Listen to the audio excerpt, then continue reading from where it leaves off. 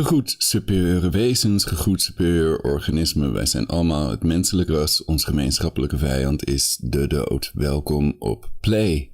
Ik ben Oer Hofman en u kijkt naar de uitzending Groot Pandemie, verdrag, WHO, EU, verordening. Staat, quote, boven onze grondwet, een quote, maar kan onrechtmatig zijn, uitroepteken, emoji. En de originele titel, daar heb ik ook bij staan, belangrijk verspreiden, maar dat paste niet meer op de YouTube, dat paste niet meer op de regel, zou ik maar zeggen.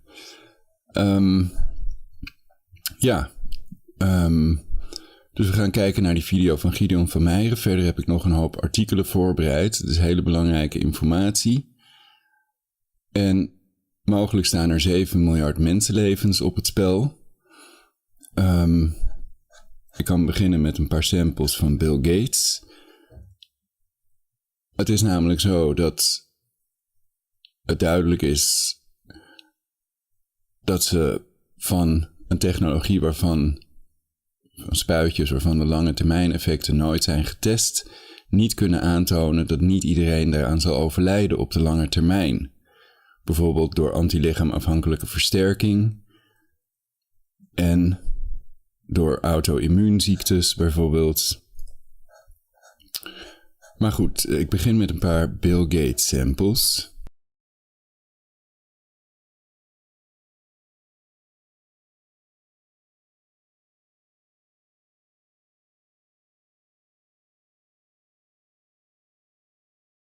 We've never created a new vaccine in less than 5 years. And then the final solution, which is a year to 2 years off, is the vaccine. It's going to have to go to 7 billion people. Dus die video's zijn te vinden op het YouTube-kanaal van Bill Gates. En ook die uitzending van The Late Show, waarin hij beweerde dat dat de final solution, de Endlösung zal zijn, of het de final solution noemde, is makkelijk te vinden op YouTube. Dus dat zijn allemaal echte Bill Gates samples. En laten we nu dan eerst gaan luisteren naar die uitzending van Gideon van Meijeren.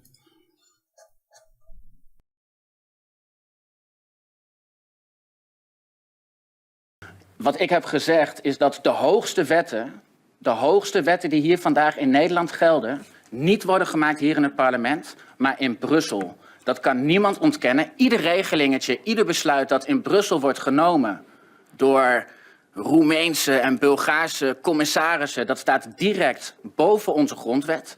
En we zien nu inderdaad dat ook op het gebied van volksgezondheid, wat nu nog een bevoegdheid is van de lidstaten, dat inderdaad, zoals verwacht, natuurlijk de Europese Commissie ook zegt, kijk, ook dit beleid moeten wij voortaan Europees gaan regelen. Er wordt nu gewerkt aan een groot pandemieverdrag van de World Health Organization. De EU heeft al gezegd zich daaraan te committeren. Als de EU dat vervolgens omzet in een verordening, dan staat dat direct boven onze grondwet, kunnen we er niks meer aan doen. Wat ik heb gezegd is dat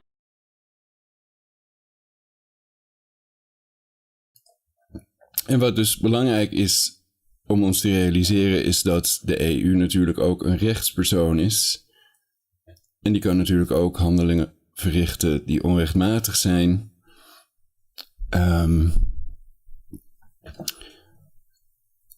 De WHO, Wereldgezondheidsorganisatie, World Health Organization, wordt natuurlijk voornamelijk gesponsord door Bill Gates, maar ook door vaccinbedrijven die donaties kunnen geven. Dus die verdienen daar miljarden aan, 1 miljard per maand aan de spuitjes. Dus er is een belangenverstrengeling. En daarom moeten we daar niet aan meedoen natuurlijk. Moeten we zoveel mogelijk het recht op zelfbeschikking en op fysieke integriteit beschermen. En dan heb ik wat artikelen om dat te onderbouwen. Dus de EU is ook een rechtspersoon. En die mogen die spuitjes niet verplicht maken, zelfs niet na het uitroepen van de noodtoestand over die cyberaanval, nu ook aangekondigd door Joe Biden. en door Klaus Schwab een cyberaanval op de stroomvoorziening en het internet, maar ook, daar heeft Klaus Schwab het niet over gehad, ook een cyberaanval op het globale financiële systeem, wat geoefend is in Israël met 10 landen, waaronder Nederland en Amerika. Dus waarschuw iedereen, vertel iedereen, haal uw spaarcenten van uw rekening af, want die zijn straks helemaal weg. Na die cyberaanval van Novichok, Poetin, de oorlogsmisdadiger op het globale financiële systeem. Natuurlijk zal Biden dan ook hetzelfde doen. En sommige mensen denken dat het met voorbedachte raden wordt gedaan. Wat blijkt uit al die documenten. En ook het feit dat we bij vorige oorlogen, bijvoorbeeld in Irak en andere landen, hebben we nooit gehoord dat er een cyberaanval komt en dreigingen met cyberaanvallen. Maar Joe Biden heeft dat ook duidelijk gemaakt en die video is ook te vinden op dit YouTube-kanaal Play. Dus de andere video's zijn ook belangrijk. Maar laten we eerst omschakelen op de Brave browser. Schrikbewind, daar ging het ook over. De link naar die volledige FVD-video zit natuurlijk in de beschrijving van deze video. Dus dan kunt u die volledige video waar Gideon van Meijeren van het Forum voor Democratie dit heeft gezegd vinden. Dat is een wat langere video. En dat is de globalistische agenda ontbloot, Gideon van Meijeren, over de spoedwet. En het ging ook over schrikbewind. En wat betekent schrikbewind? Manier van regeren waarbij de bevolking blootstaat aan door de overheid toegepast geweld. En we hebben dat ook gezien, dat oude mensen, bijvoorbeeld Ari, een gat in zijn hoofd is geslagen omdat hij ging demonstreren. Dat is een schrikbewind. Dat heet ook medische tirannie. In plaats van medische keuzevrijheid. En natuurlijk was Adolf Hitler ook voor medische tirannie. En dezelfde mensen die Adolf Hitler hebben gefinancierd, bijvoorbeeld de Rockefeller-familie, die hebben nu het COVID-19 Testing Action Plan op rockefellerfoundation.org. En natuurlijk is het duidelijk dat er opnieuw geëxperimenteerd is op kinderen, zoals bijvoorbeeld de nazi Joseph Mengele, die ook wel Engel des Doods wordt genoemd, heeft gedaan. Dus veel mensen willen tribunalen. Daarover ook meer in mijn vorige uitzendingen. Dus er is wel degelijk sprake van een schrikbewind, omdat onschuldige oude mensen worden neergekluppeld en een gat in hun hoofd wordt geslagen tot bloedens toe. Maar dat bloed zal ik maar niet laten zien op dit YouTube-kanaal. Dan moet ik weer allemaal dingen gaan toevoegen. IndependentScienceNews.org. Gates Foundation hired PR firm to manipulate UN over gene drives. Dus dat kunnen we lezen. Ik lees de Engelse artikelen gewoon in het Engels. Ik denk dat de meeste Nederlanders dat wel kunnen verstaan. Driven to Extinction, Bill Gates and Gene Drive Extinction Technology. October 14, 2020, etcgroup.org. Dus ja, als het dat is, mogen ze het sowieso niet verplicht maken, omdat die lange termijn effecten nooit zijn getest.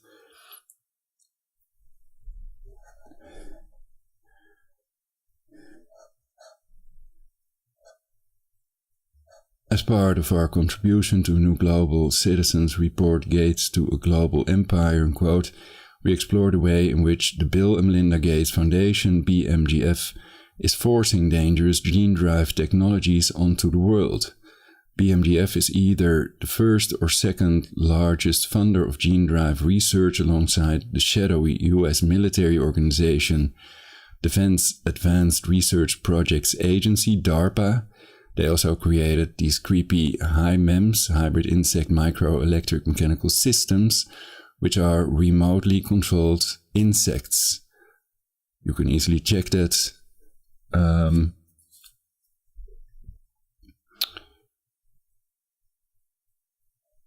DARPA, whose exact level of investment is disputed.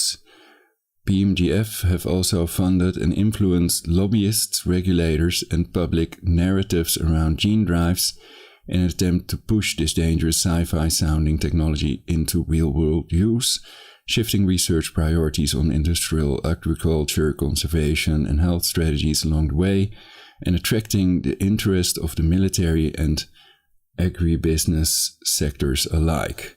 Dus DARPA heeft die HIMEMS gecreëerd, Hybrid Insect Microelectric Mechanical Systems, op afstand bestuurde insecten. En zij beweren daarvan dat dat voor surveillance doeleinden is.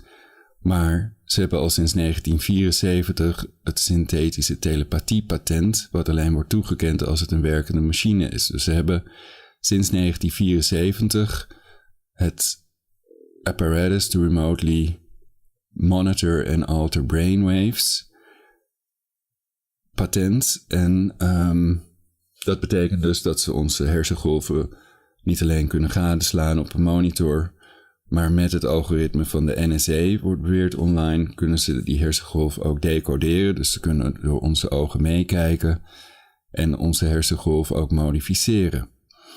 Daarover ook meer in vorige uitzendingen. Het patent van alle patenten. En het is mogelijk dat een ander patent een tijdreispatent is. Ik weet dat ze tijdreistechnologie hebben.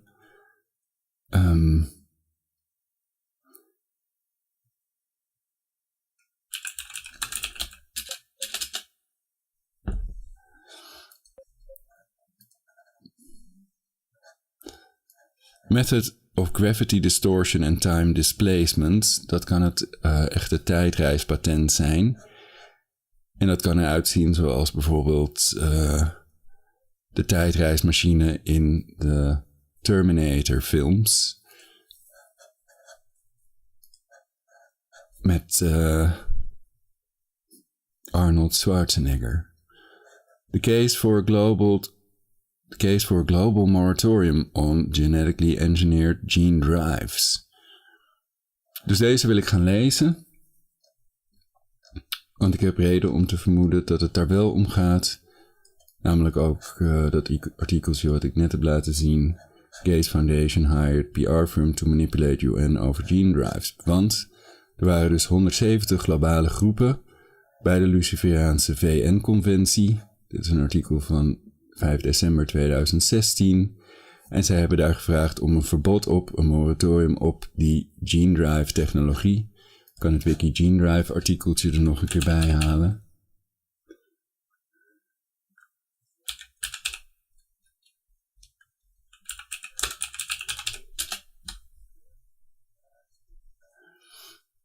Met de Brave Search Engine.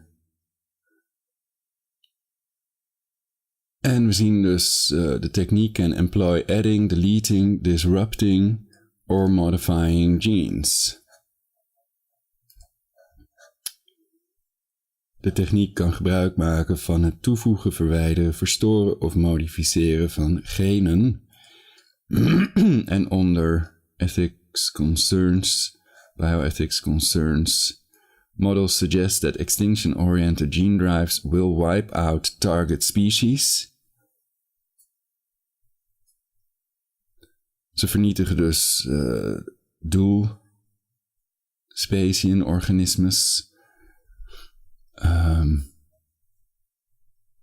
Massa-extinctie is ook een wiki-artikel dat mensen daarover kunnen lezen. Will wipe out target species and that drives could reach populations beyond the target given minimal connectivity between them. Het simple translate wordt dat modellen suggereren dat op uitsterven gerichte gene drives doelsoorten zullen uitroeien en dat drives populaties voorbij het doel kunnen bereiken gegeven minimale connectiviteit tussen hen. Wat ook interessant is om met Cached Pages de eerste versie van de Gene Drive artikel te vinden. En dan kunt u lezen over reversal drives, dus om het om te keren. Daar lezen we hier in deze nieuwe versie van het Gene Drive wiki artikel niets over. Dus met Cached Pages kunnen we die eerste versie vinden van het Gene Drive artikel. En dan lezen we ook over een immunisatie voor de extinctie-georiënteerde gene drives. En daar lezen we ook helemaal niks meer over in dit nieuwe wiki Wikipedia, door de CIA en het Vaticaan geëdite encyclopedie. Dus ja, de Luciferiaanse Verenigde Naties hebben dat verbod moratorium geweigerd. Betekent niet dat er nu geen 170 globale groepen zijn die daar een moratorium op willen, een verbod op willen, omdat het dus extinctie, uitroeiing van organismes kan veroorzaken, van alle organismes, niet alleen de mens. Dus hoewel de mens of een ander organisme het doelwit kan zijn, bijvoorbeeld gene drive muggen, die in Juazeiro, Brazilië zijn losgelaten, gesponsord door Bill en Melinda Gates, Oxitec. Dat kan dan het doelwit zijn, maar dat kan ook overspringen op andere organismes, wordt gesuggereerd door modellen. Volgens het Wiki Bioethics Concerns gedeelte op Wikipedia. Dus wat ik net heb laten zien, Bioethics Concerns, dat staat hier. Nummertje 26. Current CRISPR gene drive systems are likely to be highly invasive in wild populations, een quote. Dus dat 170 globale groepen daar een moratorium op willen, dat moet ook een rol spelen. En verder heeft Bill Gates ook wat dingen gezegd die ik niet eens kan zeggen in deze video. Dus laten we dit artikel maar fijn gaan lezen. Dus het belangrijkste om te onthouden is, ze mogen het niet verplicht maken, zelfs de rechtspersoon die zichzelf de EU noemt en de Luciferiaanse Verenigde Naties, zelfs niet na het uitroepen van een noodtoestand, omdat de langetermijneffecten nooit zijn getest. Dat wees wel zeker, ook van deze spuitjes, inoculaties, injecties van Bill Gates, zullen de langetermijneffecten nooit getest zijn, dus ze kunnen niet garanderen dat niet iedereen eraan zal sterven.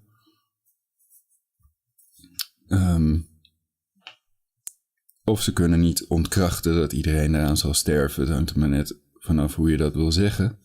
Het komt op hetzelfde neer. Dat kunnen ze niet omdat die langetermijneffecten nooit zijn getest.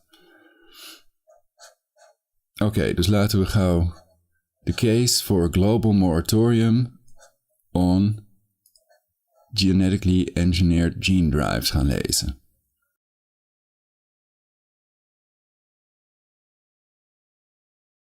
The case for a global moratorium on genetically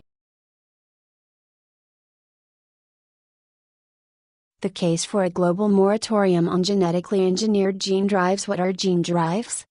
Gene drives are an experimental genetic engineering technology intended to aggressively spread a specific bioengineered trait among a species or population in nature. Normally, a genetically modified organism, GMO, released to the wild would pass on its bioengineered traits, for example herbicide resistance, to only about half of its offspring. One gene drives are designed so that the bioengineered traits will be passed on to all or most offspring, even though they are unlikely to be 100% effective. 2. If a gene drive were to be successful, the chosen genetically engineered traits would spread and become dominant in wild populations over a few generations of the species. A successful gene drive could intentionally or accidentally alter a species or crash it to extinction. So far, these artificial gene drives are developed using the new gene editing system known as CRISPR-Cas9. This briefing was produced by the Civil Society Working Group on Gene Drives. A gene drive is a technique capable of intentionally altering or eliminating a species in the wild, without respect to a nation's borders. The CBD recognizes through its Cartagena Protocol on Biosafety the principle of prior informed consent to the transboundary movement of a living modified organism that is released into the environment. However, gene drives are deliberately designed to spread and persist, without respect to national borders, and as yet, there is no internationally agreed process for the effective governance of transboundary effects arising from the release of a gene drive.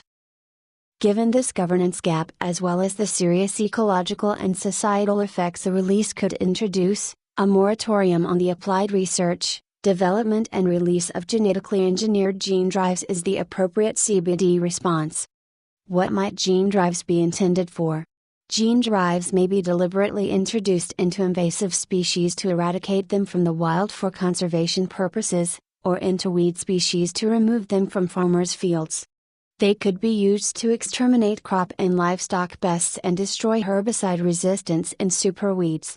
Several groups have recently made news for proposing gene-drive mosquitoes to suppress or make extinct the species that transmit malaria. 3 gene drives might also be pressed into use for military purposes as bioweapons, or to suppress food harvests. 1 National Academies of Sciences, Engineering, and Medicine, Gene Drives on the Horizon, Advancing Science, Navigating Uncertainty, and Aligning Research with Public Values. Washington, D.C., The National Academies Press, 2016. doi:17226233405. To Andrew Hammond et al. A CRISPR-Cas9 gene drive system targeting female reproduction in the malaria mosquito vector Anopheles gambiae. Nature Biotechnology 34, No. 1, 2016, 7883. Dus dit is een video die gewoon op mijn kanaal Play te zien is op YouTube. Klaus Schwab talks about changing people with genetic editing. Dus dat is wel on topic. The difference of this forced industrial revolution is it doesn't change what you are doing. It changes you. If you take genetic editing, right. Just as an example.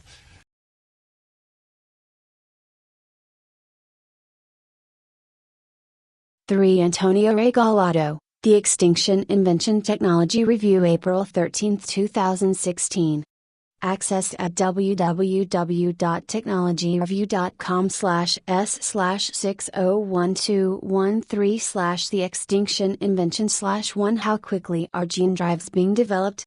The first working CRISPR gene drive was reported in early 2014. Since then, hundreds of millions of dollars of private, philanthropic and military funds have been directed into accelerating gene drive development. 5 While some developers estimate that they are at least a decade away from being ready for an environmental release of gene drives, 6 other proponents are proposing field trial releases of gene drive organisms as early as 2020.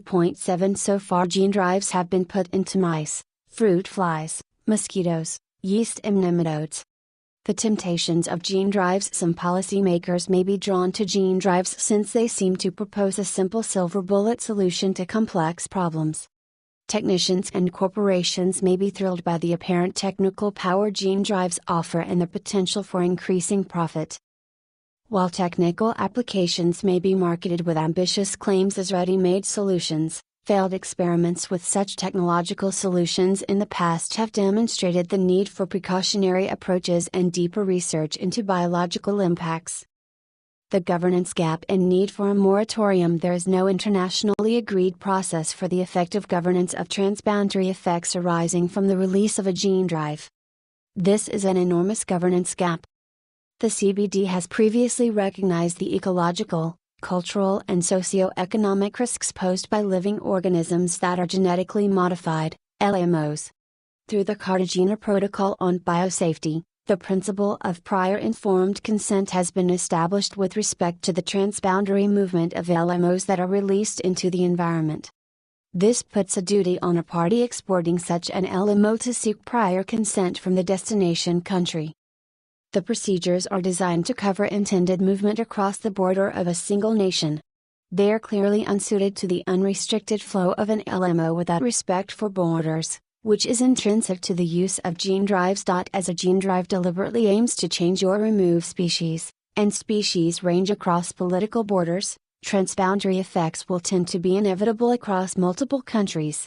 So if a gene drive was proposed for release in one country, it follows that all potentially affected countries would need to be taken into a process of advanced joint consideration under new procedures that do not yet exist.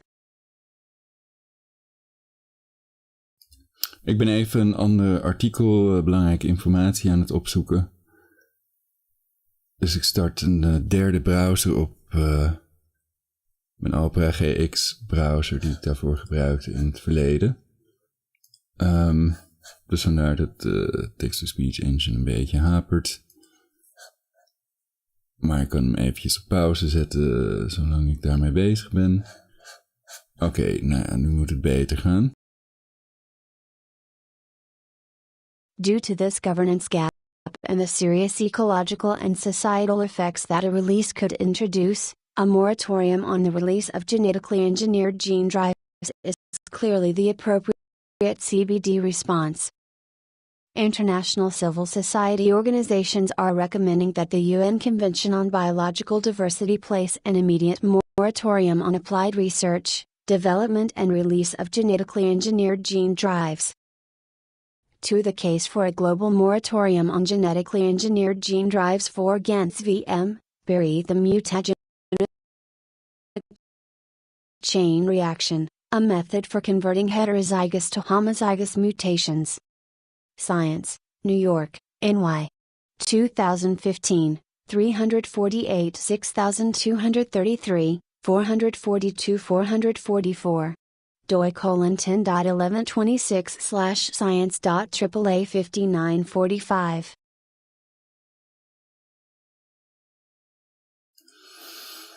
Dus ik heb het gevonden, het artikel. Dit is op anonhq.com, anonhq.com, we are anonymous. Zika outbreak epicenter in same area where GM mosquitoes were released in 2015. And that's about, dat gaat dus over die gene drive muggen, gene drive mosquitoes. En we zien dus dat in Guaziro, Brazilië, die muggen zijn verspreid. En dat er microcefalie-gevallen optraden. Precies waar dat gedaan is. Natuurlijk wordt het ontkend door Bill en Melinda Gates en Oxitec misschien ook.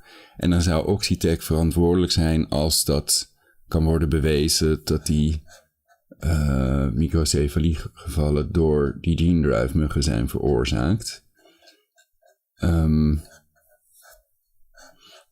Dus dat wilde ik ook nog even meenemen in deze uitzending.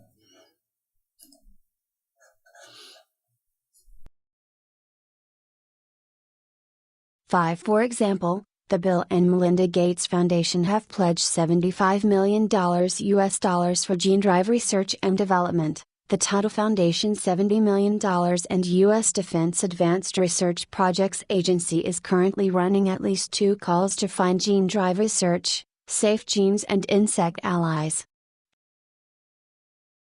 Dus die muggen houden van een vochtige omgeving, die volgen die rivier. Dus er is een rivier ook. En ja, misschien dat ze ook liever in een kustgebied, bij de zee, bij een vochtige omgeving, vochtige lucht willen leven, dan ergens anders. Misschien dat de windrichting er ook mee te maken heeft. Maar het is wel heel toevallig dat we al die microcefalie-gevallen precies zien waar die muggen zijn verspreid. En ook hebben ze gene drive muggen in Florida verspreid. Dus die technologie wordt al lange tijd gebruikt. En ik ben daar helemaal tegen om gene drives in onze biosfeer los te laten. Dat moeten ze eerst testen. En Prins Charles heeft ook gewaarschuwd voor een genetisch Armageddon wat kan optreden. En dat is natuurlijk veel aannemelijker met gene drive massa-extinctietechnologie dan met genetisch gemodificeerd eten. Bijvoorbeeld is er epicide corn, epicide mais. Mais waarin het HIV-virus wordt groeit. Mais waarin het HIV-virus groeit. Epicide mais, epicide corn.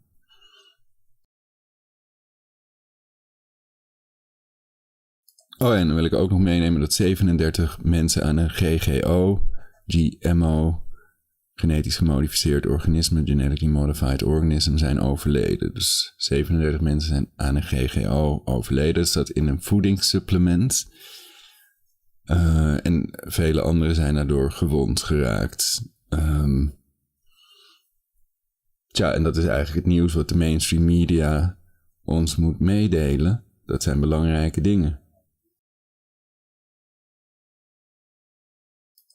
Dus dat gaat om ons hachje, om ons leven, om onze volksgezondheid. En daarbij wil ik zeggen dat het natuurlijk bewezen is.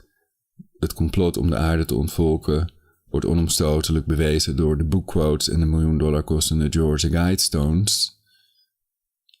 Dus dat is een complotfeit, geen complottheorie. En ik ben een complotfeitoloog, geen complottheoreticus of complotter. Complottheoreticus of complotter, maar feitoloog. Complotfeitoloog dus. En ja, er zijn zoveel mensen die liegen. Maar het gaat om overleven. Dus waarschuw anderen wat betreft die cyberaanval op het globale financiële systeem, de stroomvoorziening en het internet.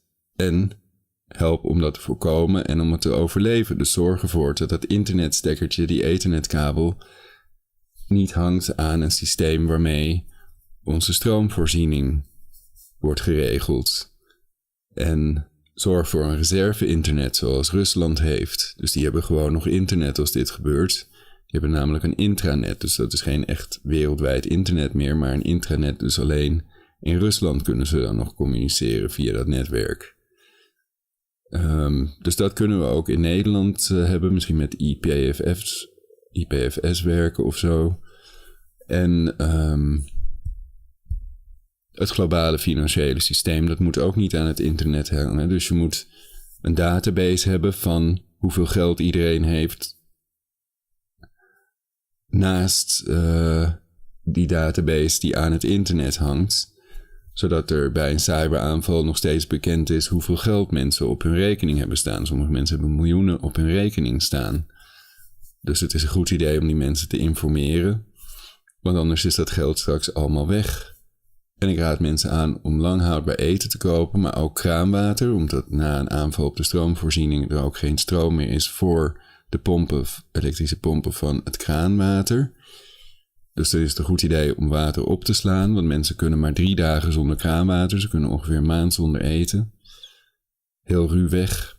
Dus water is het belangrijkste. Dat weet de waterkoning misschien ook. En daarnaast hebben we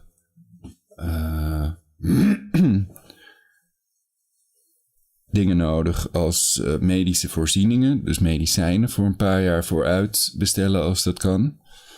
En beschermingsmiddelen, een helm en wat die meer zijn, dingen om ons te verdedigen tegen mogelijke invasie van Russische en Chinese troepen.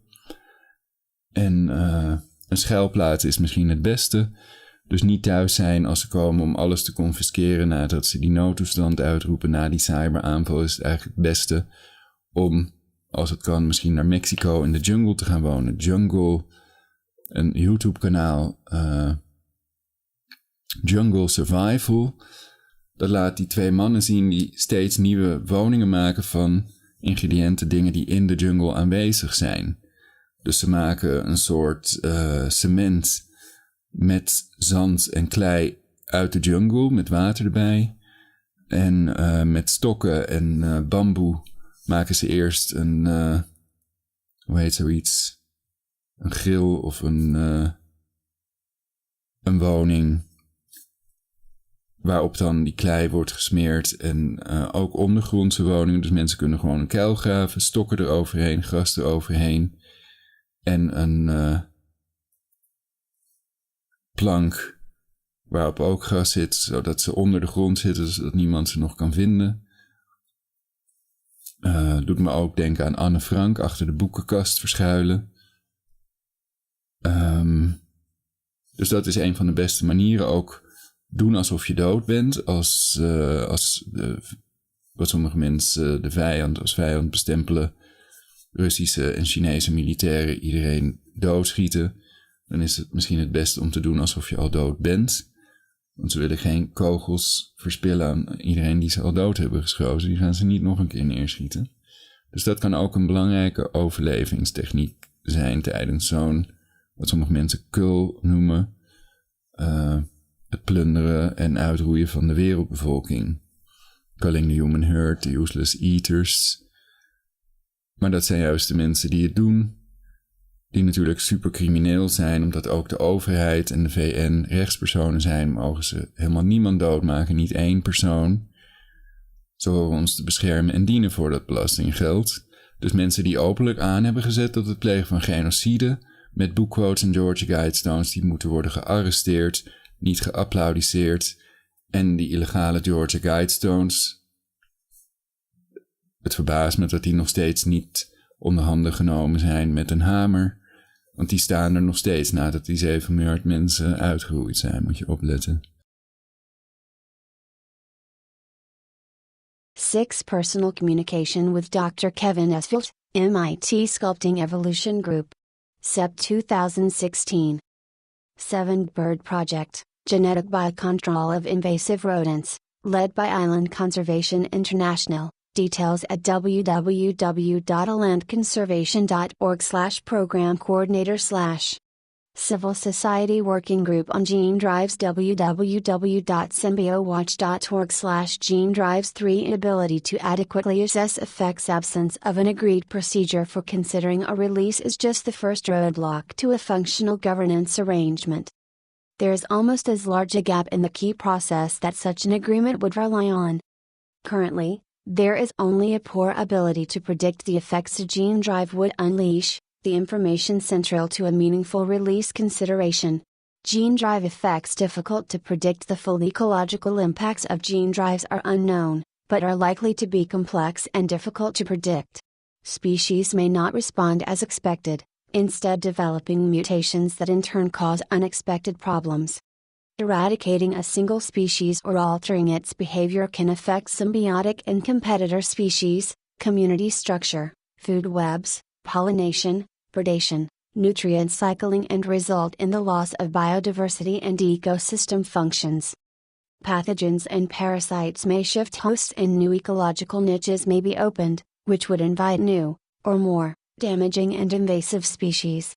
8. The assumption that gene drives will behave and function as planned in the laboratory ignores and denies the complexity and dynamism of natural systems and evolution. Gene drives in general pose a serious threat to the resilience of ecosystems. Given the current state of ecological knowledge, it is not possible to adequately predict the cascade of ecological impacts resulting from gene drive release into wild systems, including nonlinear and stochastic changes. Additionally, where gene drives are designed to aggressively spread in the wild, the changes they trigger will not be contained locally. The biosafety risks and unpredictability of gene drives are greater than classic GMOs. Previous biosafety practice has been to limit the uncontrolled release of GMOs to prevent environmental persistence. Gene drives, by contrast, are intended to not only persist in nature but to also spread and overwhelm wild species. If one spreads in the wild, the gene drive organism will be subject to mutation and evolutionary pressures, as will the wild species in attempts to resist the invading gene drive. One way or another, the gene drive may fail to work or the arising mutations may persist and spread through a population. There are considerable gaps in knowledge regarding a gene drive's effectiveness, both on the target organism and the environment, over time and across diverse genetic backgrounds. It is also essential to consider how gene drives will propagate throughout a population and affect not only the target species, but its entire ecological community. Because gene drive modified organisms are intended to spread in the environment, there is a widespread sense among researchers and commentators that they may have harmful effects for other species or ecosystems. For example, using a gene drive to suppress a non-native weed population may lead to unexpected consequences, such as the loss of habitat for native species or even the establishment of a second, more resilient invasive species. U.S. National Academy of Sciences, June 20169. 8. Bruce L. Weber et al. Opinion: is CRISPR-based gene drive a biocontrol silver bullet or global conservation threat? PNAS, August 25, 2015. Volume 112, No. 34, 10565, 10567. Dus ik heb een highlighter geïnstalleerd, Java Maar hij doet het niet. Het zou ook voor pdf's geschikt zijn. Dus als ik hier zo kies voor die tekst en dan we have a highlighter highlights. Andere opties zijn browse highlights en disable highlights. Op die manier, dan wordt het niet met gele, het wordt niet geel, niet gehighlight.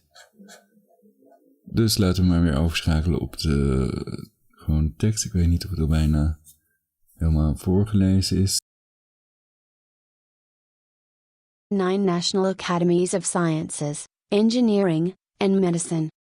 Gene drives on the horizon, advancing science, navigating uncertainty, and aligning research with public values. Washington, D.C., The National Academies Press, 2016. doi :10.1722623,405. For the case for a global moratorium on genetically engineered gene drives. In addition, the underlying technology of CRISPR-Cas9 gene editing is still poorly understood. It appears to cause off-target effects, unintended breaks and insertions within the genome. 10 These could cause unexpected phenotypes and other genetic expressions and behaviors in the targeted species. By building the molecular scissors of CRISPR-Cas9 into the genome and letting them repeat their actions over several generations, the risk of off-target cuts and unpredictable effects may be magnified. At this point, it is counter to scientific evidence to present gene drives as a reliable working mechanism with a predictable outcome over time. They will be living, changing genetic elements replicating outside of human control or prediction. Gene drive release may be irreversible and may jump species. The poor ability to predict effects cannot be overcome through an adaptive management approach, as there is currently no undue function for recalling a gene drive from the wild.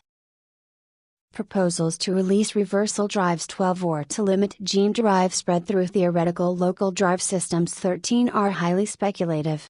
Because they are subject to evolutionary pressures and ecological limitations, their reliability is questionable. In some cases, gene drives may spread beyond the target species, for example into closely related species. 14 Any assumption that gene drives will not jump species is intrinsically unreliable and not based in scientific evidence. Again, experience with GMOs has shown that horizontal gene transfer is far more prevalent than first understood. It is particularly imperative to use caution when considering the development of a reversal drive, as it may be impossible to effectively employ this strategy without off-target effects or to fully redress ecological and environmental effects from the original gene drive. U.S. National Academy of Sciences, June 201615. Because the CRISPR-Cas9 gene drive technology remains fully functional in the mutated strain after it is created, the chance of off-target mutations also remains and the likelihood increases with every generation pre- and post-release. Brussel-Weber et al., Xiro Australia, in Plas, August 201511. 10 Brussel-Weber et al., opinion, is CRISPR-based gene drive a biocontrol silver bullet or global conservation threat? Plas, August 25, 2015. Volume 112, No. 34. 10565 10567 11 Ibid. 12K. A. Oy et al., Regulating Gene Drives. Science Volume 345, August 8, 2014, p.626. doi, 10.1126/science.1254287. 13 Kevin S. Field, Daisy drives will let communities alter wild organisms in local ecosystems. https://medium.com/metmedialab/daisy drives will let communities alter wild organisms in local ecosystems. 626C5A9F38 #91I6X014 Brussel-Weber et al., opinion, is CRISPR-based gene drive a biocontrol silver bullet or global conservation threat? PNAS, August 25, 2015. Volume 112. No. 34, 10565 10567 15 National Academies of Sciences, Engineering, and Medicine. Gene drives on the horizon, Advancing Science, Navigating Uncertainty, and Aligning Research with Public Values. Washington, D.C., The National Academies Press, 2016. doi:17226233405. Civil Society Working Group on Gene Drives www.symbiowatch.org/genedrives5. In light of the difficulty of predicting the effects that would result from a gene drive release, it would be premature to commence negotiations within the CBD on any procedure for considering a release proposal. Committing resources to finding a procedure for assessment in advance of a reliable ability to make such an assessment puts the cart before the horse. Further, it sets up incentives for negotiators to show progress by accepting systems for assessment that are substandard and so dangerous in the gene drive context. Lack of agreed standards. Besides fundamental uncertainties in gene drive biosafety, there is also an absence of agreed standards for gene drive applied research and development. No safe containment rules have been developed for gene drives. Existing rules for containment of GMOs presume that escapees will have a low persistence in the environment. Even so, rates of genetic contamination in agricultural crops and wheat species by GMOs shows that even this assumption is not correct. While gene drive developers claim there may in future be technical and geographical means to effectively contain gene drive organisms, these hypothetical claims and assumptions need to be rigorously examined and tested. Strict laboratory handling and containment rules for all gene drive research should be internationally agreed upon and put into practice before further research can proceed even in the lab. No monitoring procedures and practices critical to any release proposal would be development of internationally accepted procedures for monitoring impacts but also the spread of gene drive constructs in the wild. 16 DARPA website, Setting a Safe Course for Gene Editing Research, September 7, 2016. Accessed at www.darpa.mil/news-events/2016-0907. This would involve developing practical means to detect gene drive constructs in wild populations, obtaining agreement on the scope of effects that should be monitored, and importantly, the methodologies to be employed. Without detailed research into these topics, it is not practical to begin to frame agreements. Research is also required into how responsibility for the costs of monitoring should be distributed, and how liability rules would be framed. Fundamental social, economic and security concerns. The potential impacts of gene drives can run so deep that depending on how they are directed, they could have far-reaching social, economic and security effects. Gene drive releases pose threats to food security and farmers' rights. A gene drive release could impact the food supply by intentionally or accidentally suppressing pollination, by changing food webs, by jumping from wild to farmed species, and by creating or opening the way for new invasive species. Gene drives could be used deliberately for hostile purposes against agriculture or by corporate entities to gain market advantages at the expense of smallholders. Gene drives may have dual-use, military, purposes including bioweapons. The U.S. military's Defense Advanced Research Project Agency, DARPA, is currently one of the largest funders of gene drive research and development. Its Safe Genes project explicitly acknowledges that gene drives pose biothreats from irresponsible actors who might intentionally or accidentally release modified organisms. 16.6 The case for a global moratorium on genetically engineered gene drives. Gene drives could be deployed to increase monopolies, posing economic and livelihood threats. Patent applications on CRISPR gene drives include proposals to render on-farm wheat species susceptible to proprietary agrochemicals, for example Monsanto's Roundup weed killer. 18 The purpose of deploying such a gene drive would be to bolster agrochemical sales by existing agromonopolies. Gene drives associated with strong intellectual property protection might be leveraged to exercise control over other aspects of biodiversity that deliver important ecosystem functions to farming, for example pollinators or other beneficial species. An aggressive spread of gene drive organisms could adversely impact the integrity of organic and agroecological farming systems. Gene drives advance techno-fix silver bullet responses that distract and divert resources from systemic solutions, for example conservation, disease, While gene drives are likely to make their biggest impact in agriculture and military, there is already a vigorous attempt to brand gene drives as simple solutions to conservation challenges and as silver bullets for diseases such as malaria and Zika. There is a long history of previous failed attempts to address both vector-borne disease and invasive species through savior technological innovations, including large-scale deployment of chemicals such as DDT-19 or intentional release of biological predators. 20 Currently, successful malaria control depends heavily on context, social factors and healthcare provision, not quick technology fixes. 21 Environmental modification techniques refers to any technique for changing, through the deliberate manipulation of natural processes, the dynamics, composition or structure of the earth, including its biota. 1977 INMOD Convention Against Hostile Uses of Environmental Modification Techniques. 17 United Nations Convention on the Prohibition of Military or Any Other Hostile Use of Environmental Modification Techniques, 1977, accessed at www.undocuments.net/inma.htm18 WIPO patent no wo 2,015,105,928 T1, RNA guided gene drives 19 Pesticide Action Network, the DDT story, accessed at www.pana.org/resources/DDT story 20 Carol Ksuk-Yoon, When Biological Control Gets Out of Control New York Times, March 6, 2001.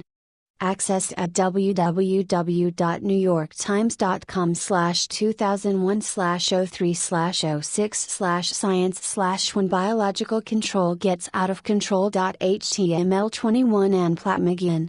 Malaria, Mosquitoes, and DDT World Watch Magazine May, June 2002, Volume 15, Number 3. Accessed online at www.worldwatch.org/note/517 Hostile uses of gene drives include supercharging the spread of harmful engineered parasites or insects, or releasing gene drives to suppress open pollinated crop harvests by reducing fruiting or seed production.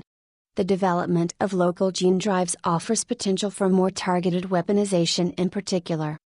Because of their ability to reshape ecosystems, gene drives appear to be relevant to the 1977 INMOD, Environmental Modification, Treaty. 17 Civil Society Working Group on Gene Drives www.symbiowatch.org/gene drives 7 The moral dimension changing and eradicating entire species creates significant ethical, spiritual and moral concerns while gene drive developers assume authority to sculpt evolution. 22 Engineer ecosystems and alter entire species. Others regard such attitudes as unacceptable. Genetic engineering provokes strong moral, spiritual and ethical debates about the right of scientists and companies to alter life. Many cultures, particularly indigenous spiritual traditions, emphasize an intrinsic sanctity for the integrity of living beings and the web of life, but their traditional lands and waters may be impacted by gene drive releases. Governments are under international obligations to protect and respect indigenous knowledge relevant to conservation of biodiversity. 23 To consult when making decisions that could impact lands and waters traditionally occupied or used by indigenous peoples and local communities. 24 And to ensure that assessments of the impacts of synthetic biology applications such as gene drives include full participation of indigenous and local communities. 25. 22 The research group developing gene drives at MIT called themselves the Sculpting Evolution Group. www.sculptingevolution.org 23 Article 8 Jewels of the Convention on Biological Diversity states each contracting party shall, as far as possible and as appropriate, subject to national legislation, respect, preserve and maintain knowledge, innovations and practices of indigenous and local communities embodying traditional lifestyles relevant for the conservation and sustainable use of biological diversity. 24 UN Convention on Biological Diversity COP7 Decision 7/16 adopted the Act on voluntary guidelines for the conduct of cultural, environmental and social impact assessments regarding developments proposed to take place on, or which are likely to impact on, sacred sites and on lands and waters traditionally occupied or used by indigenous and local communities. 25 decision on EP/CBD/COP/DEC/12/24 of the UN Convention on Biological Diversity urges parties to carry out scientific assessments concerning organisms, components and products resulting from synthetic biology techniques with regard to potential effects on the conservation and sustainable use of biodiversity, taking into account risks to human health and addressing, as appropriate, and according to national and/or regional legislation, other issues such as food security and socioeconomic considerations with, where appropriate, the full participation of indigenous and local communities. 8. The case for a global moratorium on genetically engineered gene drives. This briefing was produced by the Civil Society Working Group on Gene Drives official and scientific statements in support of precaution ecologists. We caution that without a regulatory framework that provides a mechanism to work through these issues with clarity and transparency for CRISPR-Cas9 gene drive, this punitive silver bullet technology could become a global conservation threat. Source: Bruce L. Weber et al., Cairo, Australia, INPNAS, August 2015. CBD experts, applications that are aimed at altering and replacing natural populations, for example, gene drive systems, may have adverse effects at the ecosystem level, and vis-a-vis the other two objectives of the Convention. Source: CBD on Synthetic Biology, September 2015. UNEP/CBD/Synbio/Ag/2015/1/3. P9 calls upon the Director General and Commissions with urgency to assess the implications of gene drives and related techniques and their potential impacts on the conservation and sustainable use of biological diversity as well as equitable sharing of benefits arising from genetic resources, in order to develop guidance on this topic, while refraining from supporting or endorsing research, including field trials, into the use of gene drives for conservation or other purposes until this assessment has been undertaken. Source: Motion 095, Hawaii, September 2016. Conservation leaders, given the obvious dangers of irretrievably releasing genocidal genes into the natural world, and the moral implications of taking such action, we call for a halt to all proposals for the use of gene drive technologies, but especially in conservation. Source: A Call for Conservation with a Conscience statement issued by 30 international conservation and environmental leaders including Dr. Jane Goodall, Drive David Suzuki, Dr. Vandana Shiva. Hawaii, September 2016.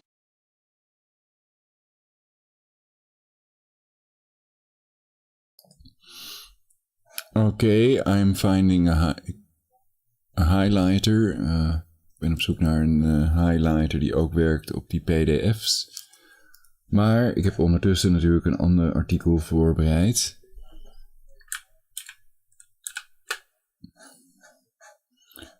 En dat is...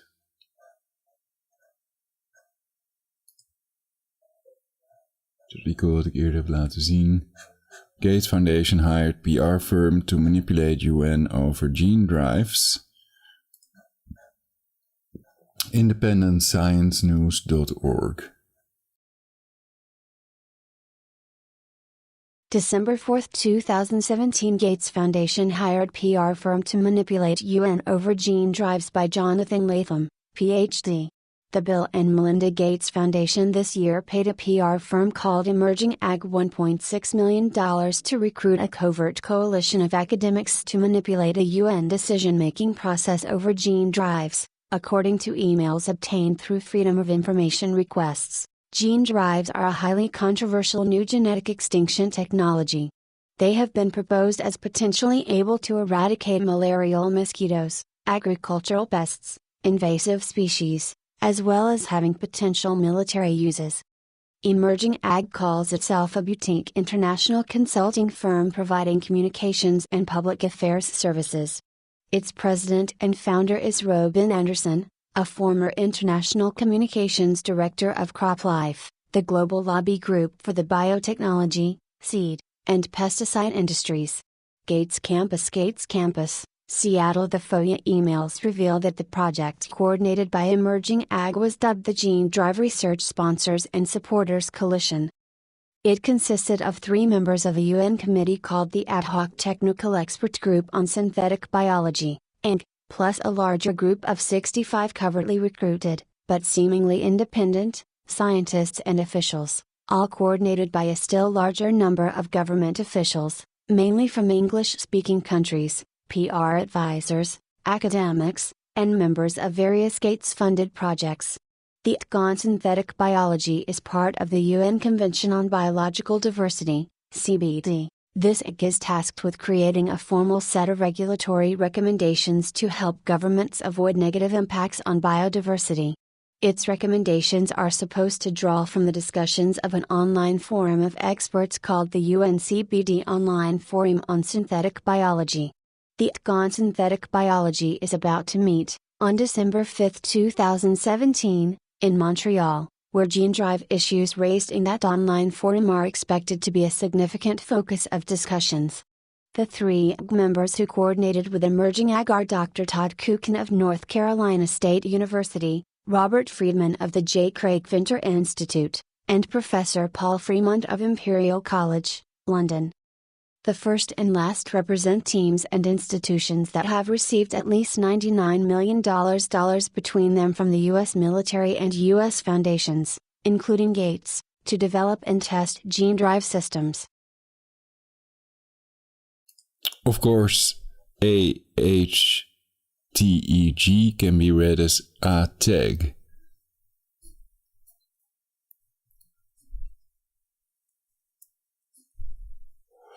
And it of course reminds me of the COVID pass, the quote health passport, unquote, sharing our medical information, taking away medical privacy, and tagging everybody so they can be traced, like packages or cattle basically.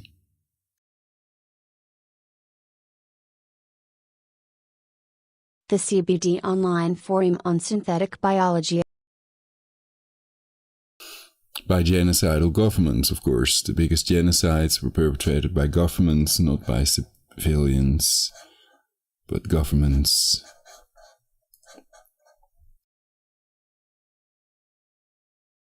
The CBD Online Forum on Synthetic Biology, according to the emails, which were obtained from the University of North Carolina by Edward Hammond of Prickly Research, the Gates funding for Emerging Ag was obtained to coordinate a fight back against gene drive moratorium proponents. Funding for Emerging Ag first began after the last full meeting of the UN Convention on Biological Diversity, held in Cancun, Mexico in December 2016, which witnessed calls from southern countries and over 170 international organizations for a UN moratorium on gene drives. Adding to the pressure was a letter titled, "A Call for Conservation with a Conscience, No Place for Gene Drives in Conservation," signed by 30 environmental leaders, including Jane Goodall. The letter asked for a halt to all proposals for the use of gene drive technologies, but especially in conservation. A primary function of Emerging Ag was to recruit academics. An introductory email from Stephanie James of the U.S. Foundation of the National Institutes of Health, FNI, and the organizer of a workshop on messaging around gene drive technologies, illustrates their goal. By way of this email, I would like to introduce you to Isabel Koch, of Emerging Ag. Isabel will be working on efforts to get a broader scientific perspective represented in these discussions.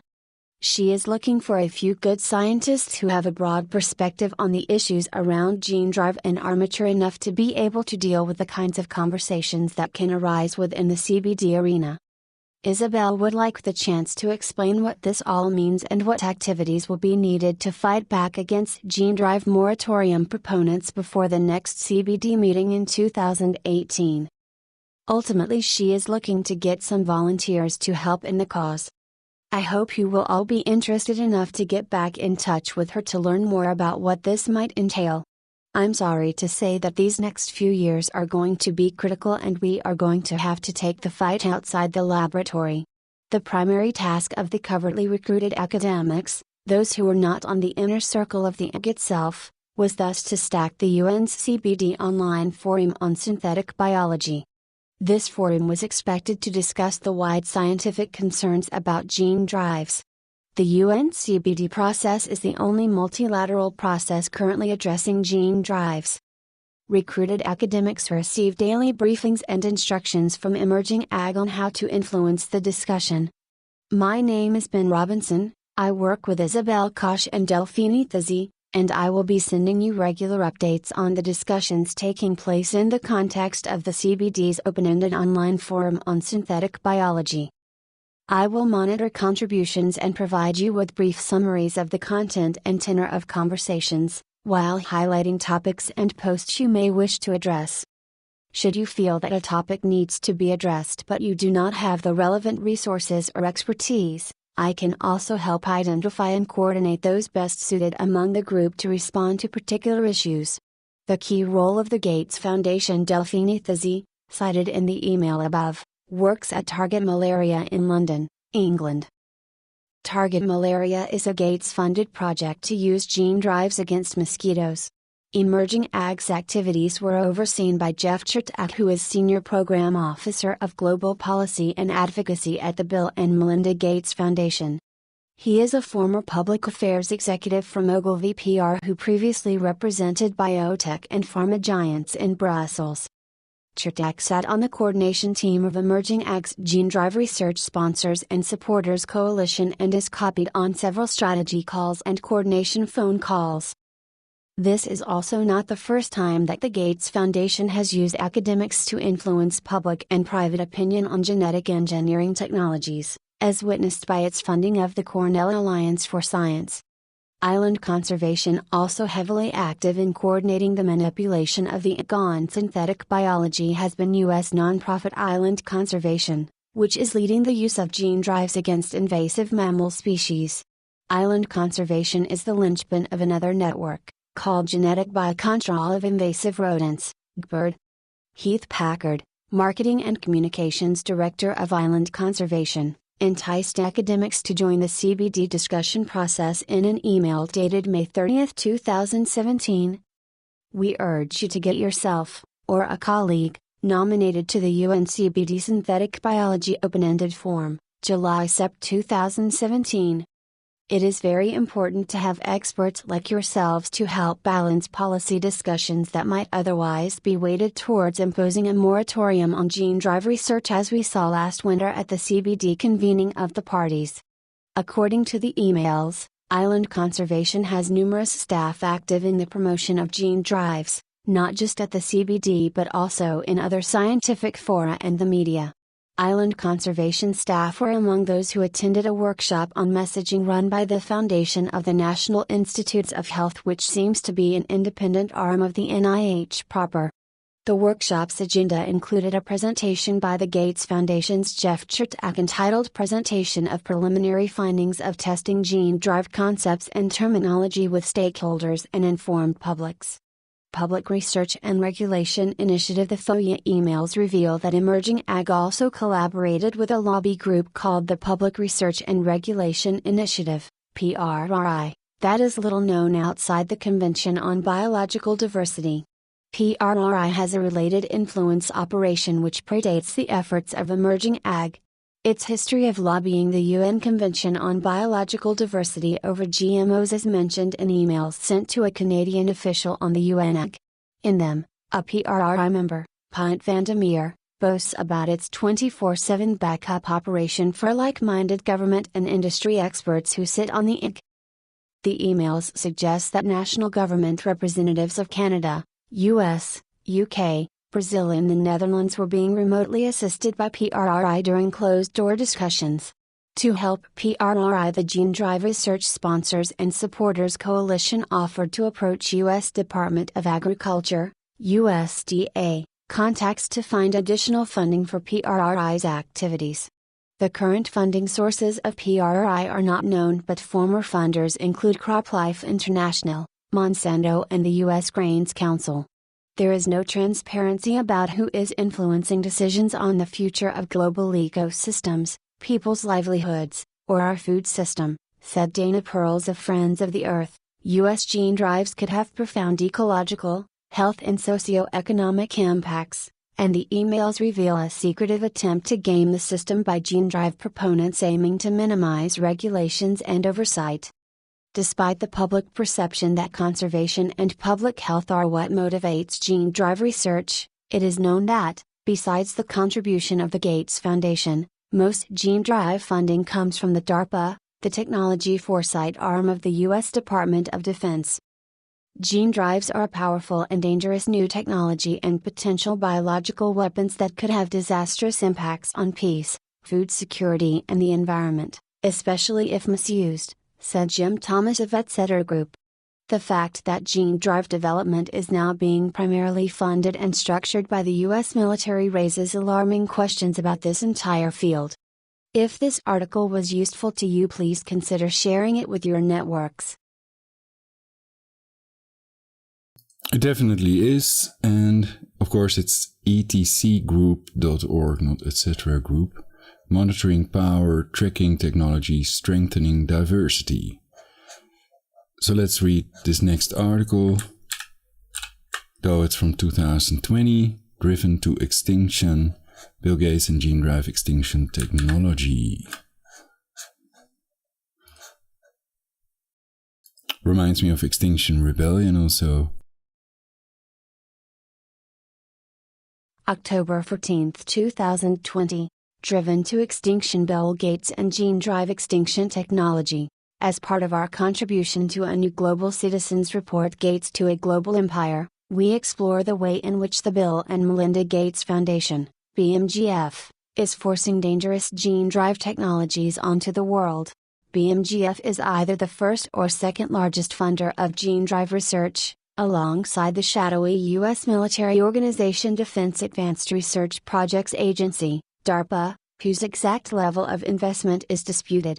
BMGF have also funded and influenced lobbyists, regulators, and public narratives around gene drives, in an attempt to push this dangerous sci-fi sounding technology into real-world use, shifting research priorities on industrial agriculture, conservation and health strategies along the way, and attracting the interest of the military and agribusiness sectors alike. Full report, Global Citizens Report, Gates to a Global Empire, published by Navdinya International. Full article. Driven to Exterminate: How Bill Gates Brought Gene Drive Extinction Technology into the World by Zara Molu and Jim Thomas, etc. Group. In 2016, at the Forbes 400 Summit on Philanthropy in New York, Bill Gates was asked to give his opinion on gene drives, a risky and controversial new technology that could, by design, lead to the complete extermination of the malaria-carrying mosquito species, Anopheles gambiae. If it were his decision to wipe out this mosquito once and for all, given the risks and benefits being considered, would he be ready to do it? "I would deploy it 2 years from now," he replied confidently. However, he added, "How we get approval is pretty open-ended." Gates's "let's deploy it" response may not seem out of character, but it was an unusually gung-ho response given how risky the technology is widely acknowledged to be. Gene drives have been dubbed an extinction technology, and with good reason. Gene drive organisms are created by genetically engineering a living organism with a particular trait, and then modifying the organism's reproductive system in order to always force the modified gene onto future generations, spreading the trait throughout the entire population. In the case of the Anopheles gambiae project, that Gates bankrolls, a gene drive is designed to interfere with the fertility of the mosquito. Essential genes for fertility would be removed, preventing the mosquitoes from having female offspring or from having offspring altogether. These modified mosquitoes would then pass on their genes to a high percentage of their offspring, spreading auto-extinction genes throughout the population.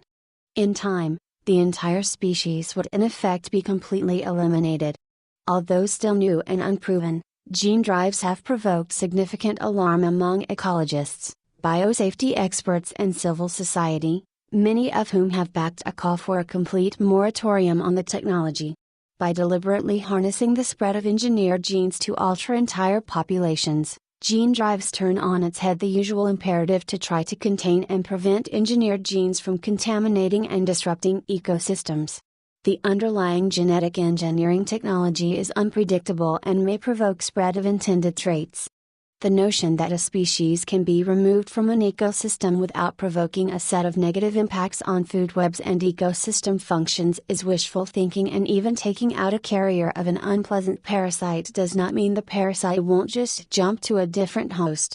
Moreover, the implicit power in being able to remodel or delete entire species and ecosystems from the genetic level up is attracting the interest of militarities and agribusiness alike, and runs counter to the idea of working with nature to manage conservation and agriculture. That Gates is so enthusiastic about releasing this powerful genetic technology is not so surprising when one scratches the surface of the myriad institutions that have been researching and promoting gene drives for years. To date, the Bill and Melinda Gates Foundation, BMGF, is either the first or second largest funder of gene drive research, alongside the shadowy U.S. Defense Advanced Research Projects Agency, DARPA, whose exact level of investment is disputed. Gates is not just another tech optimist standing on a business stage calling for gene drive release to be allowed. His foundation has poured millions of dollars into gene drive research for over a decade. Yet direct research funding is not the only way in which the BMGF has accelerated the development of this technology. They have also funded and influenced lobbyists, regulators, and public narratives around gene drives, in an attempt to push this dangerous sci-fi sounding technology into real-world use, shifting research priorities on industrial agriculture, conservation and health strategies along the way. Funding the research. While the controversy around gene drives is recent, promoters like to emphasize that research towards creating gene drive technology has been in the works for many years. From its inception, much of this research has received direct funding from the BMGF, funneled through different academic institutions. The beginning of current research into genetically modified extinction technology can be traced back to 2003 when Austin Burt, a professor of evolutionary genetics at Imperial College in London, was working with yeast enzymes, noting how selfish genes were able to reproduce with a greater probability than the usual 50-50 ratio that occurs in normal sexual reproduction. In a paper, he explained how these genes could be adapted for other uses, such as in mosquitoes, where the destruction of the insects could be embedded directly into their genes. Burt, along with Andrea Crescenti, another biologist at Imperial College, applied for a $8.5 million grant from the Bill and Melinda Gates Foundation, which they received in 2005, to take forward their theories and apply them in a lab, eventually creating an international project called Target Malaria. In an interview with Wired magazine, Crescenti explained how this funding and the relationship with the BMGF was instrumental in the further development of gene drives technology. If you need a resource, you get it. If you need a technology, you get it. If you need equipment, you get it. We were left with the notion that success is only up to us, he said. At the same time, in 2005, the BMGF was also channeling money into the Foundation for the National Institutes of Health, FNI, as part of a larger $436 million grant for a project called the Grand Challenges in Global Health Initiative. Through the FNI, a biologist at Oak Irvine, Anthony James, was injecting DNA into mosquito embryos to create transgenic mosquitoes resistant to dengue fever. These mosquitoes were able to reproduce, which meant that normal mosquito populations could possibly be replaced by GM mosquitoes if only a way could be found to drive the engineered genes into populations. In 2011, James' lab genetically engineered the mosquito species Anopheles stephensi with genes that made it resistant to malaria. All these developments were significant, but they had not yet led to the creation of gene drives. That moment came in 2015, when two scientists at UC San Diego, California, Ethan Beer and Valentino Gans, created a gene construct that could spread a trait through fruit flies, turning the entire population yellow. The technology they had developed used a new genetic engineering tool called CRISPR-Cas9, which could cut DNA and enable genes to be inserted, replaced or deleted from DNA sequences. In effect, Gans and Beer built the genetic engineering tool directly into the fly's genome, so each generation genetically engineered its offspring. CRISPR-Cas9 technology was instrumental in the creation of the gene drive, and in late 2015, functional gene drive modified mosquitoes were created. This is what the Gates Foundation was waiting for. In 2016, an official with the Gates Foundation said in an interview that malaria could not be wiped out without a gene drive. All of a sudden, this extinction technology was considered not just desirable, but necessary in the fight to end malaria. Since then, the push for further research and deployment of gene drives has gained considerable momentum, mostly propelled by Gates dollars. The BMGF has funneled even more funding into taking gene drive research forward. In 2017, Curvin received another $2 million directly from the BMGF for Anthony James to genetically engineer the malaria-carrying mosquito species Anopheles gambiae, with a view to eventually releasing them in a trial. Meanwhile, Target Malaria, the flagship research consortium that came from Bert and Chrysande's work, has received $75 million from the foundation. This has been used to create labs in Burkina Faso, Mali and Uganda in order to begin experimenting with gene drives in Africa, and in 2019 Target Malaria released 4,000 genetically modified, not gene drive, mosquitoes in Burkina Faso as a first step in their experiment. Their goal is to release the gene drive mosquitoes in Burkina Faso in 2024. BMGF has also bankrolled further gene drive research in Siena, Italy, Jerusalem, Israel and Boston, USA. Synthetic biology and agricultural interests. Although mainstream media coverage of gene drive developments emphasizes Gates's grandiose philanthropic intentions in eliminating malaria and saving lives in Africa, there is more than meets the eye when it comes to Gates's direct funding of gene drive research.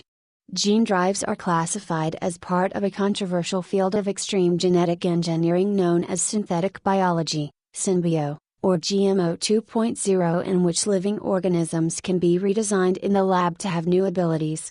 Synthetic biology aims to redesign and fabricate biological components and systems that do not exist in the natural world.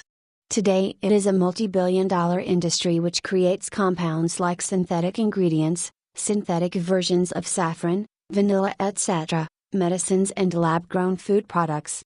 Gates's ambitions for this radical biotech field extend beyond gene drives and malaria research and into the field of SynBio. In an interview, he said that if he were a teenager today, he would be hacking biology. If you want to change the world in some big way, that's where you should start, biological molecules. The Gates Foundation has had a substantial influence on the synthetic biology industry since its inception. In 2005, when the field was still relatively new, the BMGF gave a grant of $42.5 million, and later more, to the University of California Berkeley and Amiris, a startup SynBio company, in order to produce the anti-malarial drug artemisinin in a laboratory with genetically engineered microbes. The aim of this grant was not only to create the anti-malarial drug, but also to create new biofuels, medicines and high-value chemicals. The founder of Amiris, Jay Kiesling, has told Etc. Group that the Gates funds were contingent on finding other more profitable lines of business in addition to artemisinin, and so initially the technology was simultaneously applied to biofuel production. Jack Newman, a scientist at Amiris, explained that the very same pathways used in artemisinin can be used for any cancer, drugs, antivirals, antioxidants. While using philanthropic funds to bankroll a private biofuel business might seem ethically questionable, the supposedly beneficial target of making an anti-malarial molecule may not have been so positive either. In 2013, after many years of research by the UC Berkeley Laboratory and Amiris, it was announced that the French pharmaceutical company, Sanofi, would launch the production of synthetic artemisinin. Commercial production of the compound was hailed as more affordable than naturally grown artemisinin, which is farmed in countries like Kenya, Tanzania, Madagascar, Mozambique, India, Vietnam and China. However, what was not mentioned during all the hype around the synthetic production of the compound was that artemisinin farmers in these countries would lose their livelihoods as a result of the sale of the SynBio version. In the hype and supported by philanthropic money, prices for artemisinin crashed and some natural artemisinin extractors were shuttered. Eventually, even the synthetic product proved too expensive to sell. The BMGF investments in SynBio go further still. The foundation invested in a number of other synbio companies including Editas Medicine, a genome editing company that controls the CRISPR-Cas9 technology behind gene drives, and Ginkgo Bioworks, which creates microbes for application in fashion, medicine and industry. Gates is also keen on the so-called cellular food revolution, which grows food from cells in a lab. His investments in the sector include Memphis Meat, a company that creates cell-based meat without animals, Pivot Bio, which creates engineered microbes for use in agriculture, and Impossible Foods, which makes processed meat like burgers from a synthetic biology-derived blood substitute. That Gates is pouring so much money into an industry that is oriented toward shifting agriculture and the food systems toward high-tech approaches is no accident, given how influential the foundation is in global health and agriculture policy generally, and in promoting industrial agriculture in the global south and especially Africa. In the case of gene drives, while most international debate has focused on their application in malaria and conservation, the industrial farm is where gene drives may first make their impact. The very foundational patents for gene drives have been written with agricultural applications in mind. In 2017, a secretive group of military advisors known as the Jason Group produced a classified study on gene drives commissioned by the U.S. government, which was tasked to address what might be realizable in the next 10 years, especially with regard to agricultural applications. The Jason Group is also informed by gene drive researchers who were present during a presentation on crop science and gene drives delivered by someone from Bayer Monsanto. Other groups involved in gene drive discussions behind the scene include Cybus, an agricultural biotech firm, as well as agribusiness majors including Syngenta and Corteva Agriscience.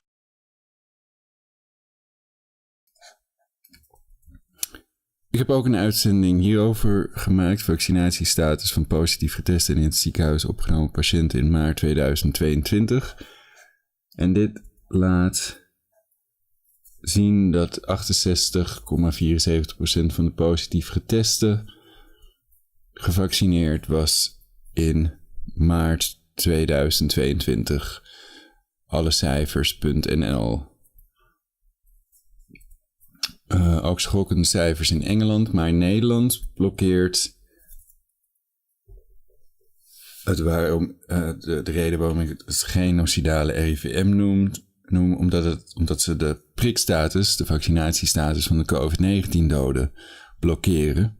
En dat is natuurlijk het eerste om naar te kijken als je mensenlevens wil redden. En die zouden ze juist laten zien als de spuitjes, wat ze vaccins noemen, inderdaad ernstige gevallen en doden zouden voorkomen. Dan zou dat ook in die cijfers terug te zien zijn. The startup Agrigene, whose co-founders are none other than the gene drive researchers Ethan Beer and Valentino Gans of University of California at San Diego, intends to alter plants and insects using gene drives. The Jason Group and others have also raised the flag that gene drives have biowarfare potential, in part explaining the strong interest of U.S. and other militaries in the technology. Shaping the narrative around gene drives. Not only has the Gates Foundation funded the underlying tools of the synbio industry and molded gene drive research for years, it has also been quietly working behind the scenes to influence the adoption of these risky technologies. The way in which policy and public relations about gene drives research has been shaped by the Foundation becomes clear when one examines what happened immediately after the creation of the first functional gene drives with CRISPR-Cas9 technology in late 2014. In early 2015, the U.S. National Academies of Science, Engineering and Medicine announced that they would have a major inquiry into gene drives, an unprecedented move for such a brand new, only months old, technology. Dus er moet ook een motie worden ingediend, mijns inziens, om ervoor te zorgen dat mensen met financiële belangen bij de spuitjes niet het beleid mogen maken in Nederland en niet mogen bepalen of dat wel of niet verstandig is als ze daar zelf financiële belangen bij hebben.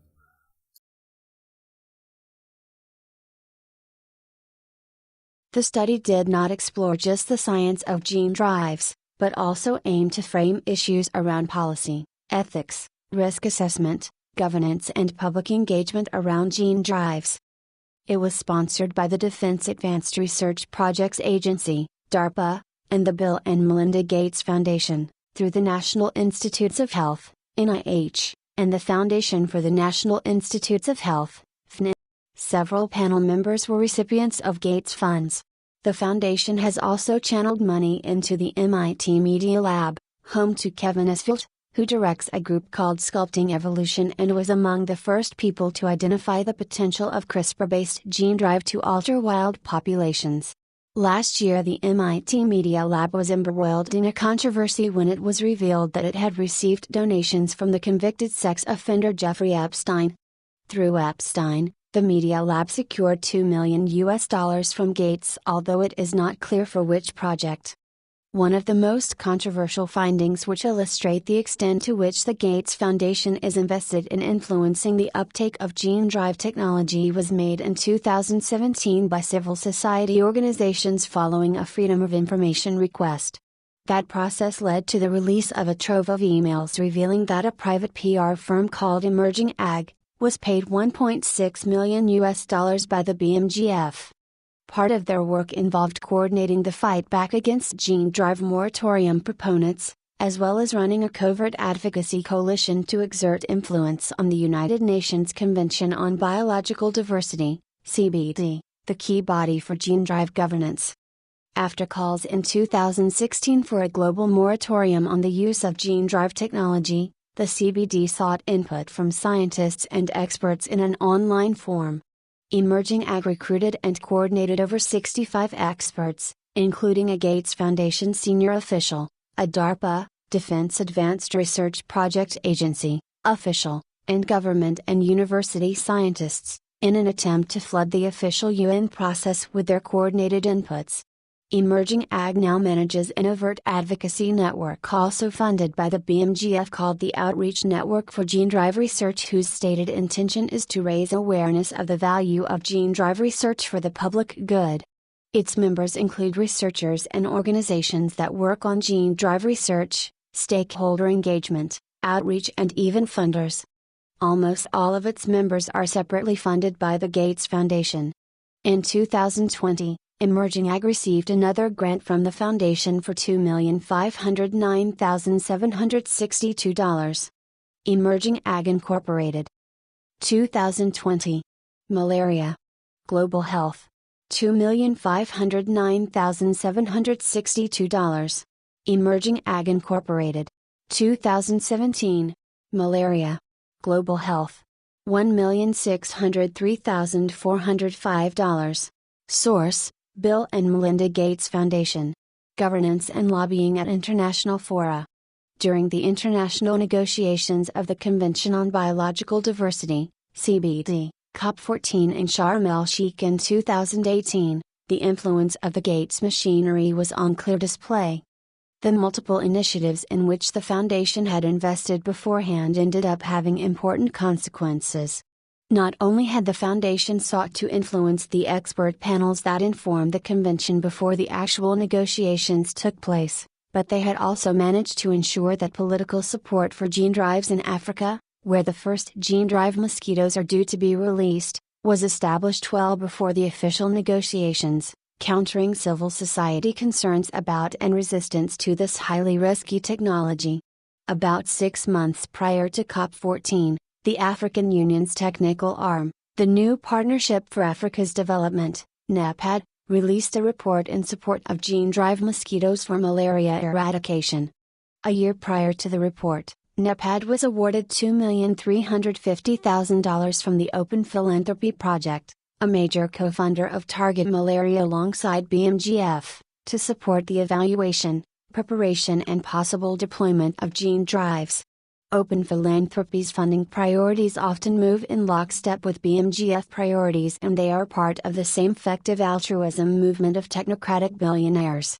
Additionally, a new crop of African negotiators, new to the CBD, arrived at the Sharm el-Sheikh negotiations vocally arguing in favor of gene drives. Many of this new cohort were drawn from ABN, the African Network on Biosafety Expertise, a Gates-funded biotech policy network on the African continent that is at the heart of BGMF influence on African biotech policy. It was no surprise then when, at the CBD, the consensus position of the African group of delegates was one that was in favor of gene drives, and they blocked a moratorium on the release of gene drive organisms which was requested by African civil society groups. So embedded were the individuals from institutions funded by the BMGF in the official negotiations that even certain people serving as official government delegates were found to have been paid or employed by Target Malaria. On the sidelines, lobbyists from other Gates-funded outfits, such as the Cornell Alliance for Science, also railed against the moratorium proposal. From bankrolling the technology development and creating the underlying tools, to shaping the narrative, picking the policy negotiators and even paying the lobbyists, Bill Gates and his foundation have so far been tightly interwoven into every part of the story of gene drive extinction technology. However, although the foundation has been highly successful in influencing the technology's future deployment, they have not been able to suppress the global movements which have sprung up in resistance to gene drive technology. And just as health activists and food sovereignty activists have pushed back against the white savior complex of philanthrocapitalists, so movements in West Africa have been quick to point out the racism and injustice of Gates-backed groups such as Target Malaria, who are using African people and ecosystems as experimental subjects for gene drive technology. In June 2018, over 1,000 farmers and activists protested against gene drive technology in the streets of Ouagadougou. Many are concerned about the eventual agricultural applications of gene drives, and in the case of malaria, they believe that indigenous medicine and existing methods are better suited to fight the disease, particularly given the increasing number of countries which have completely eradicated it. In the words of food sovereignty activist Holly Tapsoba, with the organization Terre Vie, the best way to fight against malaria remains to put in place a good sanitation policy for our habitats and our environment. It is out of the question for us to let these scientists continue to conduct dangerous experiments outside their laboratories. It is perhaps at its intended point of experimentation, in Burkina Faso, that the Gates machinery will finally be forced to grind to a halt. Tja, dus we zien hier Bill Gates die het orale poliovaccin toedient. En we hebben in India al die gevallen van acute flaccid paralysis gezien. Maar het wordt ook ontkend dat dat met dat orale poliovaccin te maken kan hebben. Maar veel mensen beweren dat er wel degelijk een correlatie is. Anyway, dat zijn de belangrijke artikelen. Wat ik ook nog wilde laten zien. En ik denk dat er veel meer, ook recentere artikelen te vinden zijn. Maar ik wilde dit sowieso een keer lezen, in een uitzending hebben. Ik denk dat het hele belangrijke informatie is. En dat er mogelijk 7 miljard mensenlevens op het spel staan. Een standbeeld van Bill Gates in China.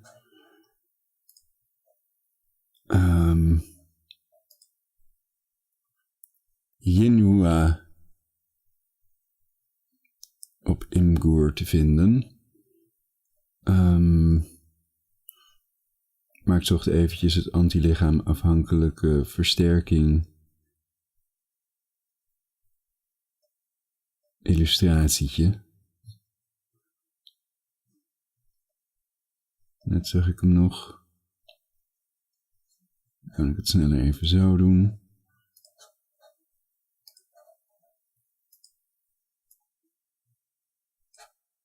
Nou, ze staan allebei onder elkaar, dus laat ik het even zoeken. Het is nu belangrijker dan ooit om zo snel mogelijk een exit te hebben. Een exit uit die EU. Gideon van Meijeren heeft dat ook al duidelijk gemaakt. En ik weet niet of ik dat al verteld had. eventjes de illustratie terug. Volgens bronnen online is FVD ook gecontroleerde oppositie. Bijvoorbeeld Minute Repeater schreef in de chat: Ed Shrapnels, Soros is lid van exact dezelfde foute zionistische clubjes die Wilders, Baudet, Farage etc. financieren. Blijf vooral maar achter dat gecontroleerde verzet aanhobbelen. Bizar, partij Baudet op slinkse wijze gefinancierd door club van Erdogan. Dat is dus ook een Jezuïet, wat heet een Jezuïet, coadjutor. Die staat op de foto met de huidige Jezuïetenpaus Bergoglio. En die naam Bergoglio heeft een ASCII-code waarde van 666 als je het schrijft met hoofdletters. Dat heb ik geverifieerd. Dus partij Baudet op slinkse wijze gefinancierd door club van Erdogan, FVD, wordt mede gefinancierd door ECRE, ECRE, de European Conservatives and Reformist Party, ECR Party voorheen AECR en ACRE.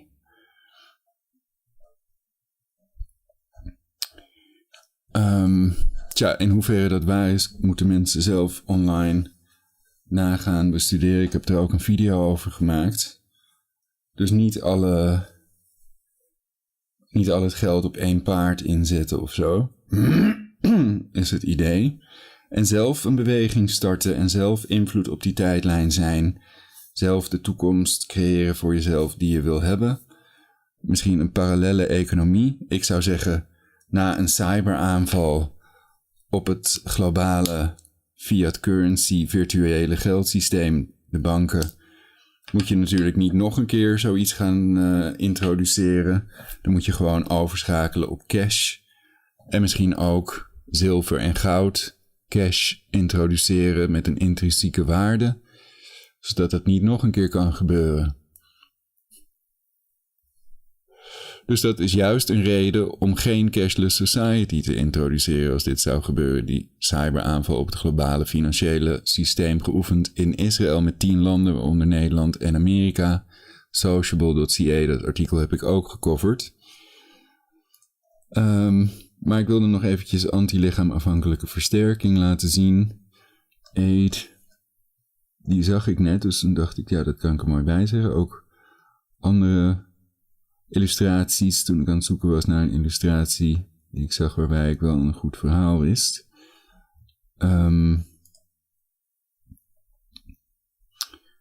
Maar goed, zijn al die politieke partijen geen gecontroleerde oppositie op een of andere manier? Bijvoorbeeld Volt krijgt ook geld van Soros, de ontvolkings-NGO's, Saul Alinsky Terrorist Model Tactics, die petitie op petition.whitehouse.gov, die kunnen mensen nog achterhalen met catchedpages.com. Die heb ik ook behandeld in mijn vorige uitzendingen.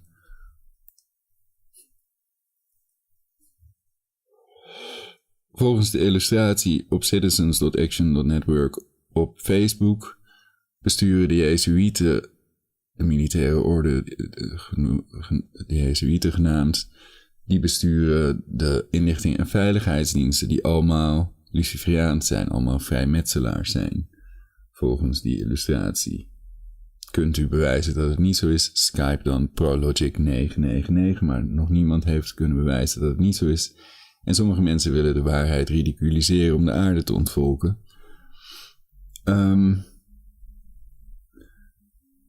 Pandemics. Dat is ook wel een aardige illustratie. Arturo Sosa, ever wonder why the world is so diabolically evil?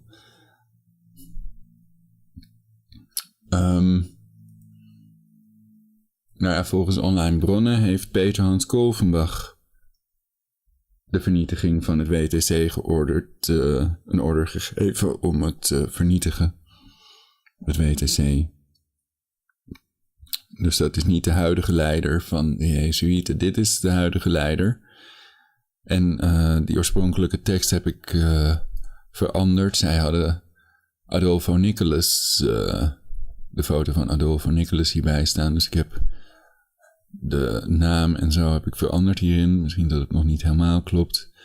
Maar de CIA, FBI, NSA, MI5, 6, Mossad en elke andere inlichting- en veiligheidsdienst wordt dus bestuurd door de Jezuïeten en is vrijmetselaar.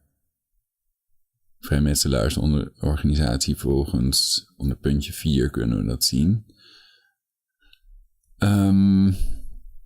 Dus dat is ook weer Citizens Action Network. Kennis is macht, niet wensdenken en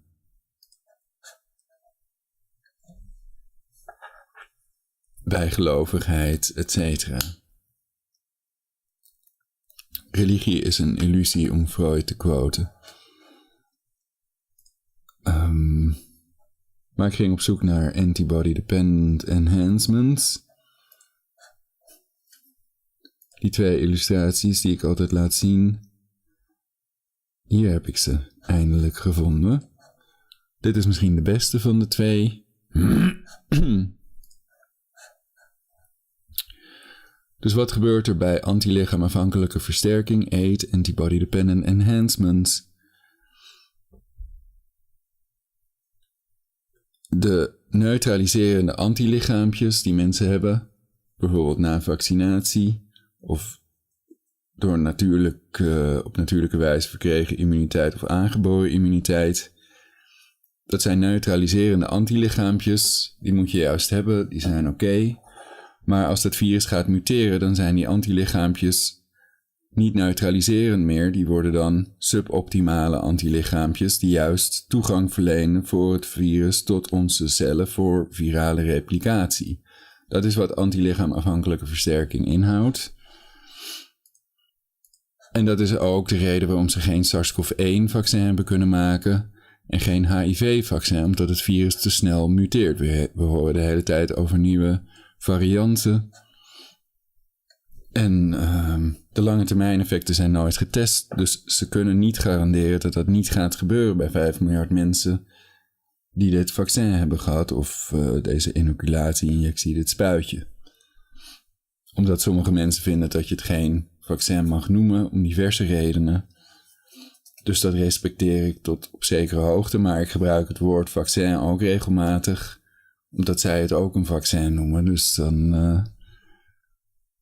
Maar ik zeg het er maar even bij. Zodat veel mensen vinden dat dit geen gewoon vaccin is. En het hele principe van vaccins, ik ben zelf een anti-vaxxer, is eigenlijk te vergelijken met het drinken van wat slootwater en dan hopen dat je immuun wordt. Misschien is het... nee, ik raad het af. Dus, ja, grapjes maken is goed. Lachen is gezond.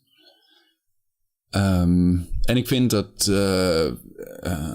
Baudet en Gideon van Meijeren hele belangrijke punten hebben. Natuurlijk ook... hoe heet hij ook alweer? Met die baard.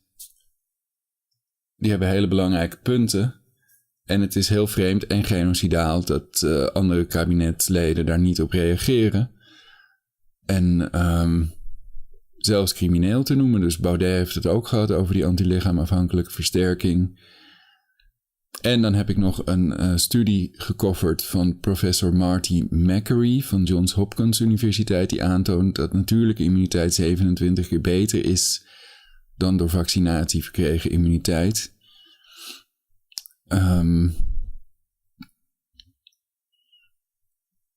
Dus ik kan u van harte aanraden om die uitzending te bekijken. Ik kan even kijken of ik die snel kan vinden. Op welk kanaal heb ik die staan? Ik zou hem moeten kunnen vinden op YouTube als ik gewoon een search doe. Op Marty Makary.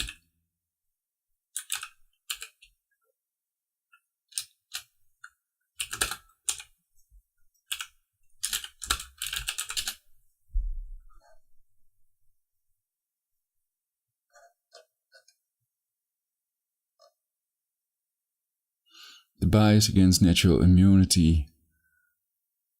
The Gary Bisbee Show. Dus die heeft ook aardig wat video's op YouTube. Ik kan het even laten zien. Maar ik zie mijn video er nog niet tussen.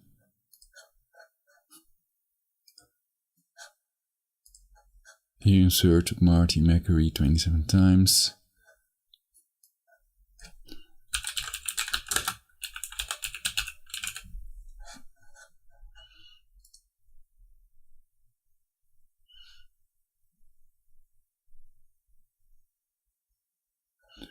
Americans have a, quote, distorted perception of risk, unquote, of COVID, physician. Ja, het is nog steeds een mild virus met een heel hoog herstelpercentage en een laag sterftecijfer. Dus overdrijven is ook een vak. Er zijn 10 keer meer mensen doodgegaan aan de griep in 2 jaar tijd dan aan COVID-19. In 1918. De zogenoemde Spaanse griep. Dat heb ik ook allemaal gecoverd in vorige uitzendingen. Dus mensen moeten wel de dingen een beetje in het juiste perspectief plaatsen. Maar mensen die daar miljarden aan verdienen, die hebben daar niet zoveel zin in. Die willen doen alsof het einde van de wereld is, een beetje. Dus dan moet ik kijken op mijn kanaal Perfect Society. Misschien is dat beter via die andere uitzending. Heb ik deze al gecoverd. Die wilde ik ook nog in deze uitzending meenemen. Schakeling even hier om. Dat duurt even een seconde. Waterfox, oké. Dus daarmee kan ik wel video's draaien en streamen, ook als ik een andere browser open. Dat kan niet met Chromium gebaseerde browsers zoals Brave en Opera GX. Dit is de video Plannen voor onrechtmatige, verplichte gedwongen vaccinatie. Caroline van der Plas spreekt. Op Perfect Society. Haal uw geld van de bank. De cyberaanval op het globale financiële systeem kan nu ieder moment plaatsvinden. Biden en Schwab hebben daarvoor gewaarschuwd. Een quote voorspelling, een quote losgelaten op de wereld. Donaties voor mijn vaders reis naar Mexico zijn van harte welkom. Via Stream Elements. Maar het artikel waar het om gaat, die link staat hier in de beschrijving van de video. Dat is deze link, Rijksoverheid, maatschappelijk beeld en uitvoeringstoets.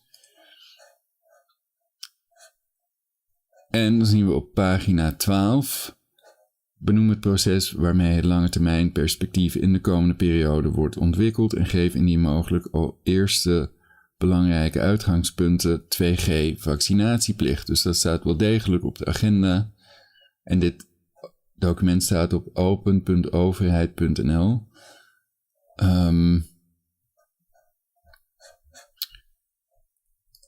En natuurlijk moeten we dat voorkomen in ons land. Helemaal als de lange termijn effecten nooit getest zijn van die spuitjes.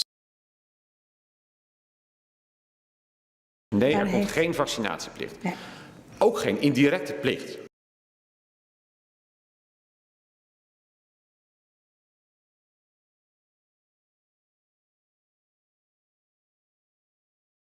We zijn tegen elke vorm van verplicht vaccineren in de coronacontext. Dat is echt, dat moet je gewoon niet doen. Ik zou het zelf ook niet doen. Ik zou het gewoon niet doen. Ik ga het niet doen. Nee, ik ook niet, maar... als mensen het wel willen, mogen ze het doen. Dus we moeten het zelf weten. Maar het ligt ook in lijn met bijvoorbeeld wat met de donorwet. Ja. Daar waren we ook in principe tegen die verplichtstelling dat iedereen... De overheid heeft daar gewoon niks mee te maken. Het gaat zo in tegen je persoonlijke levenssfeer. Ja. Ja, het gaat dus om het verschil tussen medische tirannie en medische keuzevrijheid, medische discriminatie. En Adolf Hitler, Mao en Pol Pot gebruikten ook medische tirannie. En er zijn nog veel meer raaklijnen met wat er allemaal in de Tweede Wereldoorlog is gebeurd. En mensen kunnen natuurlijk het nazi-verleden bestuderen van bijvoorbeeld George Soros, Klaus Schwab, die Gates-familie en de Rockefeller-familie en ook nazi-eugenics, bijvoorbeeld in relatie tot familie Rothschild en anderen. Dus daar is wel degelijk een verband tussen te vinden en informatie over beschikbaar online. En ik vind het heel vreemd dat zo weinig mensen het daarover hebben. Dat is toch schandalig eigenlijk. En dat moeten we met z'n allen niet toelaten. En mensen die openlijk aangezet hebben tot het plegen van genocide met boekquotes en Georgia Guidestones, die moeten worden gearresteerd en niet geapplaudiseerd. Dus tribunalen is helemaal niet zo'n gek idee. Omdat ze hebben geëxperimenteerd op kinderen, net als de nazi's, Joseph Mengele, die bijvoorbeeld op tweelingen heeft geëxperimenteerd. En dat kan dan beter voordat ze 7 miljard mensen uitroeien dan daarna.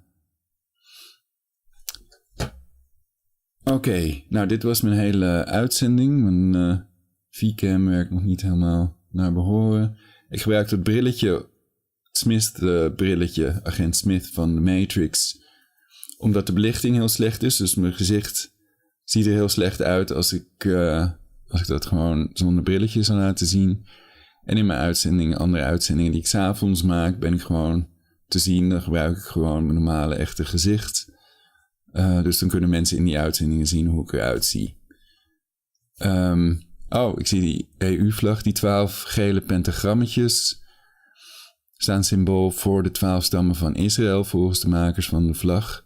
Dus niet de 12 lidstaten van Europa.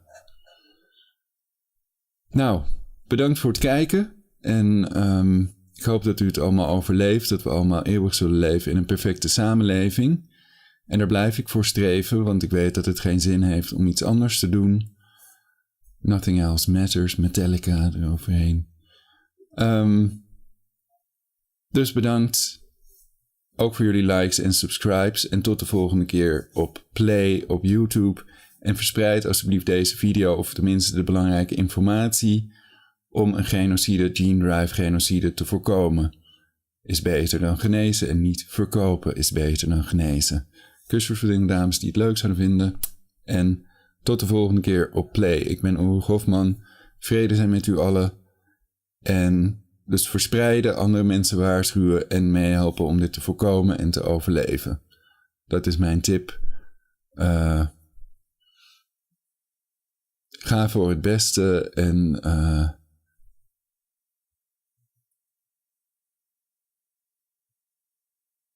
bereid u voor op het ergste. Over en sluiten.